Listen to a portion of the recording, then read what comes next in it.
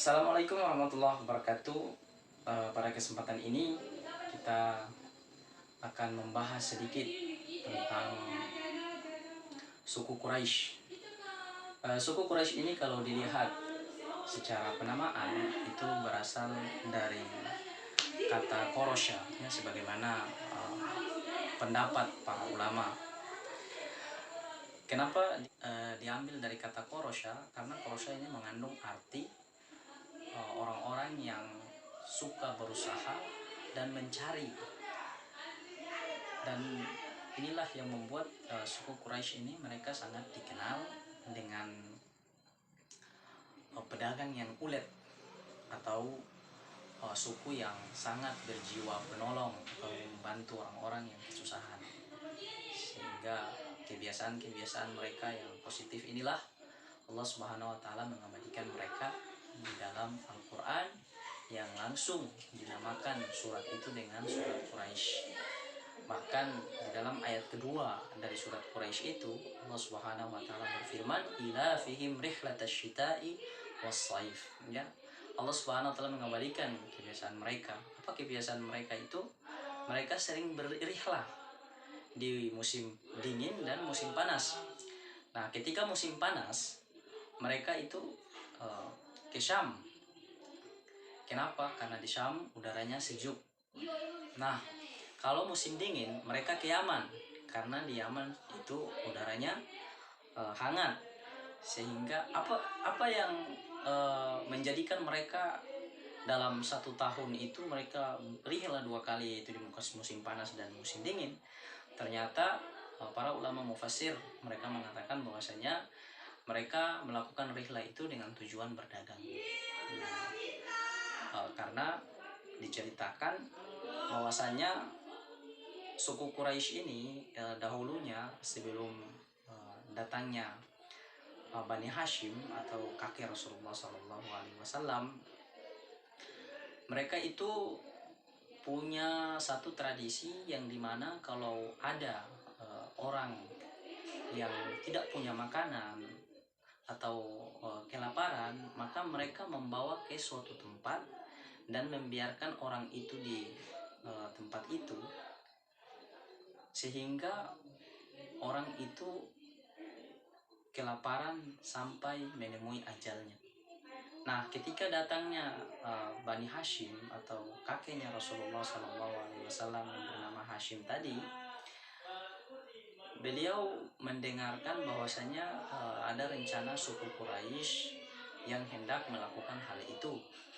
Namun karena jiwa sosial beliau yang sungguh luar biasa, maka beliau mengambil satu kebijakan atau memberikan satu seperti ide kepada para masyarakat Quraisy pada saat itu untuk bagaimana membantu orang-orang yang kesusahan tadi dengan cara mereka berdagang, yang tadi dari Makkah ke Syam, membawa uang emas yang mereka miliki ke Syam untuk membeli barang di Syam ataupun di Yaman, kemudian mereka kembali dan menjual barang itu di Makkah itu sendiri.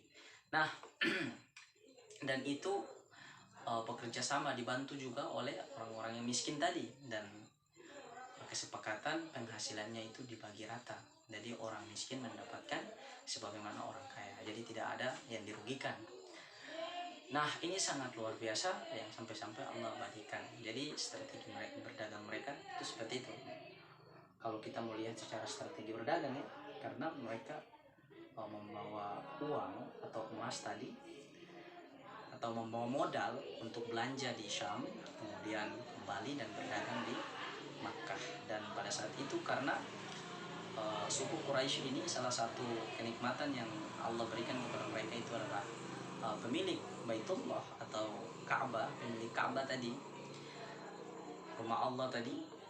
Akhirnya Ka'bah tadi menjadi salah satu sorotan orang-orang di luar Arab yang hendak mau berkunjung sebagai wisata, dan juga di situ mereka pun membeli barang-barang dagangan yang dijual di masyarakat suku Quraisy di yang tinggal di Makkah pada saat itu. Nah, sehingga hal ini berjalan, tradisi atau kebiasaan mereka ini berjalan terus menerus. Dan kalau kita mau melihat bagaimana perbedaan suku Quraisy dan strategi yang dibangun dalam Islam, mungkin kita belum ke Islam, tapi kita melihat pada saat itu strategi yang dibangun dalam hal perdagangan oleh Rasulullah SAW di awal-awal itu, bagaimana merubah atau membedakan daripada strategi suku Quraisy tadi, strategi perdagangan dan perdagangan Rasulullah itu pada saat itu Rasulullah SAW belum diangkat menjadi nabi atau belum menerima wahyu atau Islam itu sendiri. Dan akhirnya apa yang Rasulullah lakukan, strategi Rasulullah ini yang paling melekat pada beliau itu adalah kejujuran, sehingga pada saat itu beliau pun dijuluki sebagai Al-Amin.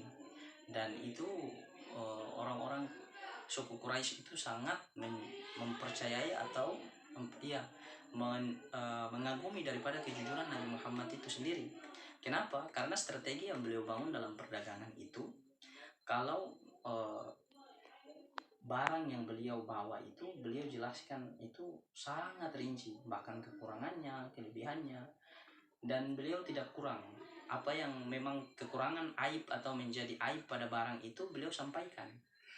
Nah, sehingga apa-apa saja yang dijual oleh Rasulullah SAW itu di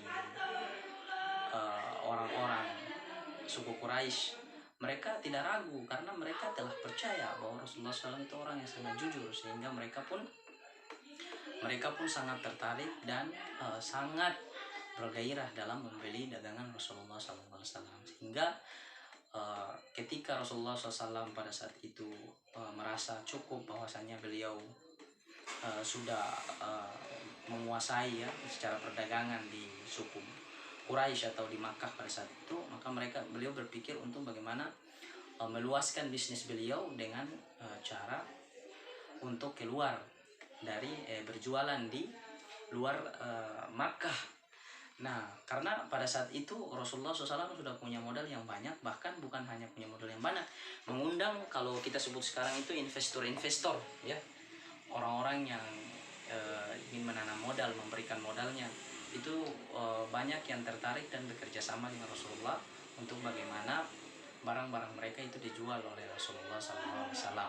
Dan termasuk juga Siti Khadijah radhiyallahu taala anha, yang pada saat itu belum menikah dengan Rasulullah SAW. Beliau adalah orang yang paling terkaya di suku Quraisy, yang sangat tertarik dengan kejujuran Rasulullah SAW, hingga beliau mengajak bekerja sama dengan Rasulullah. Nah, akhirnya Rasulullah SAW membangun ekspansi keluar, yaitu dengan cara tetap mengikuti tradisi suku Quraisy tadi, yaitu berrihlah atau melakukan perjalanan ke Syam dan ke Yaman dengan cara berdagang. Namun yang beda di sini, kalau suku Quraisy itu melakukan perjalanan ke Syam dengan membawa harta mereka, uang, emas, kemudian belanja di Syam atau di Yaman, kemudian bawa dan mereka jual di Makkah. Tapi kalau Rasulullah SAW, beliau justru uang atau modal yang beliau punya di Makkah itu beliau membeli atau beliau beli semua, atau uang tadi dibendakan atau dijadikan sebagai barang, dibeli barang-barang, produk-produk yang berasal dari Makkah tadi, kemudian beliau bawa ke Syam dan berjualan di sana. Nah, karena orang Syam ini, produk Makkah ini belum keluar, belum terlalu dijangkau atau pertama, akhirnya orang-orang di Syam sana juga pun akhirnya tertarik dengan produk-produk yang ada di Makkah, dan beliau pun orang-orang di sana pun membeli. Kemudian ketika barang dagangan yang dibawa dari Makkah ke Syam itu laku, beliau juga uang yang tadi itu beliau putar lagi, beliau belanja di Syam, kemudian balik lagi dan bawa ke Makkah, dan beliau berdagang lagi di Makkah, menjual produk yang dari Syam tadi. Makanya beliau bisa untung 2 kali lipat. Nah, kalau kita melihat daripada bagaimana strategi berdagangnya suku Quraisy di awal sebelum datangnya Nabi Muhammad SAW tadi, dan sesudahnya datang ya, perbedaannya itu hanya pada bagaimana cara, pola, atau tadinya di kalau dari Makkah membawa uang, Rasulullah uang tadi di dibeli barang-barang yang ada di Makkah kemudian dibawa.